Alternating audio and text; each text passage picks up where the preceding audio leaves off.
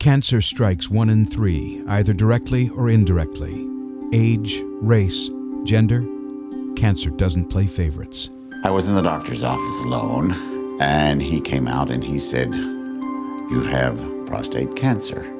A cancer diagnosis can be the most devastating blow a person has ever experienced. And immediately my mind went into a world of fuzz and haze, and I wasn't really paying attention to what was being said. My doctor held my hand, and he told me that it would be a long road ahead, but I wouldn't be alone. Yet I sat in my car for hours afterwards in the parking lot, and I was alone. I was alone, I was afraid, and I felt very lost. When I see the patients after they hear that they've been diagnosed with cancer, they're very discouraged, hopeless sometimes, very scared. That's what I want to change for the cancer patient. I want to be there, or I want somebody to be there that helps them feel that they're not alone, that they've just joined this wonderful community of survivors to see them through this time. I want them to have foundations, whether it be financial or counselors or support groups, to help see them through what can be an overwhelming time in their lives. They need hope, and I want to make sure they get that.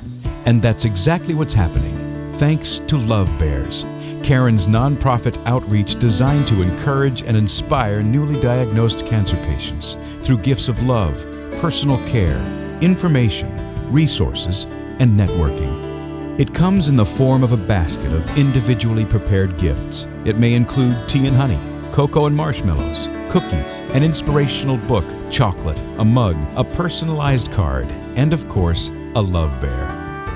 Love Bears also provides a customized directory, including counselors, support groups, medical resources, and other charities which can assist with practical needs, including financial aid.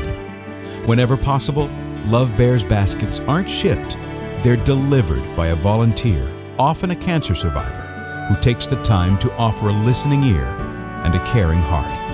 The goal? To equip people dealing with cancer to face the future with hope and assure them that they won't have to face that future alone. My wife Julie fought her cancer hard for a couple of years through chemo, through radiation, through surgery, but finally it became clear that nothing was going to work.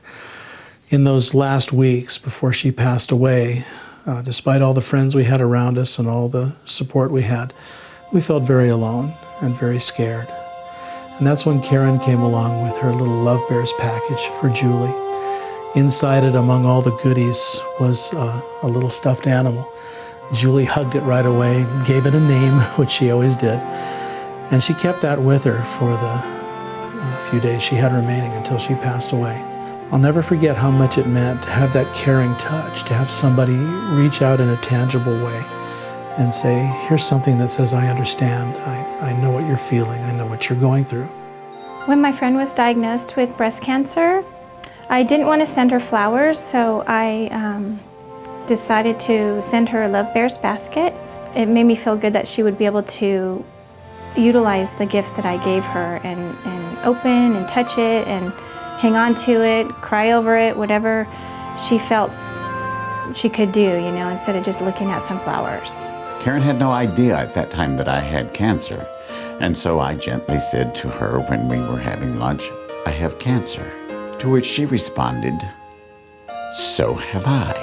What Keith Swan needed most was friends who could give him direction and hope after his doctor told him to get his affairs in order. And the next thing I knew, Frank Bonner called. Karen had asked him to call me to talk about my cancer, and he did. And he first started telling me what I should do.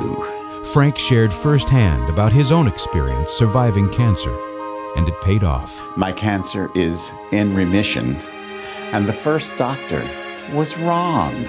Because of Karen and her involvement and her getting me the support that I needed, I was able to change doctors, I was able to change health insurance, and my life just turned around.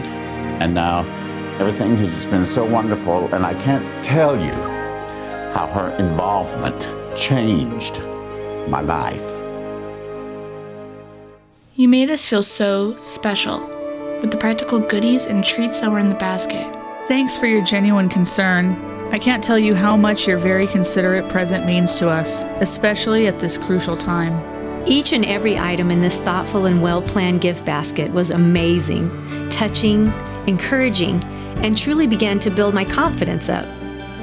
This is such a tough situation because my neighbors and friends close by didn't know what to do. Neither did I, for that matter. But this gift continues to bring hope and inspire me to continue to simply breathe. You found a way to hold my hand, even from so far away. We've recently gotten some large requests from hospitals like St. Jude and City of Hope, and I would like to be able to fill those requests, and yet there's only a couple handfuls of us, and I need to be able to now ask others to team with us to get this accomplished.